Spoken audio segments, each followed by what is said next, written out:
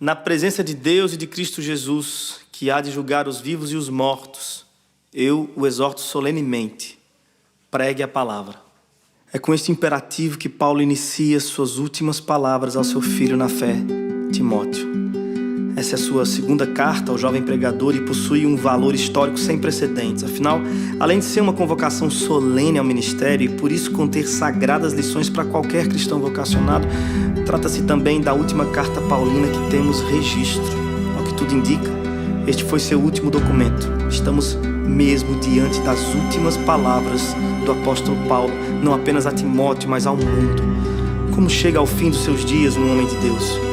Quais as circunstâncias que o rodeiam em seus momentos finais? O que o leva a escrever essa carta ao seu amigo querido, ao seu filho amado?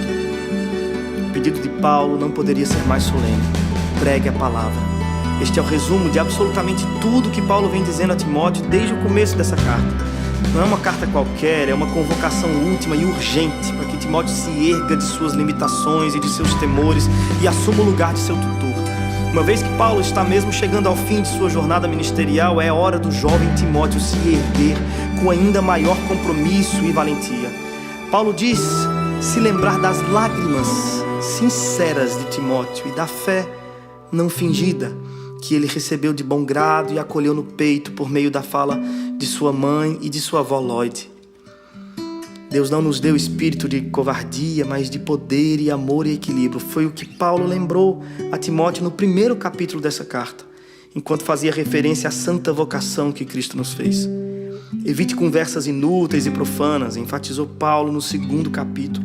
Fuja dos desejos malignos da juventude. No capítulo 3, Paulo se recusa em esconder de seu discípulo a face escura do ministério e diz sem medo: todos os que desejam viver piedosamente em Cristo serão perseguidos. Tu, porém, permaneça nas coisas que aprendeu por meio das Escrituras. Pregue as Escrituras. Esse é um mandamento tão solene que as testemunhas convocadas diante das quais Paulo ordena a Timóteo que pregue são Deus e Cristo Jesus. Alguns já haviam questionado o ministério do jovem Timóteo, mas não era hora de se entristecer por isso. Pregue a palavra. Outros já o haviam ridicularizado por seguir um pobre coitado feito Paulo, sempre perseguido. Mas não era hora de se envergonhar. Pregue a palavra. Alguns chegam a sugerir que a própria personalidade de Timóteo seria também uma barreira, possivelmente tímido, inseguro, mas não era hora de se ensimesmar. Era hora de se expor e pregar a palavra em tempo ou fora de tempo.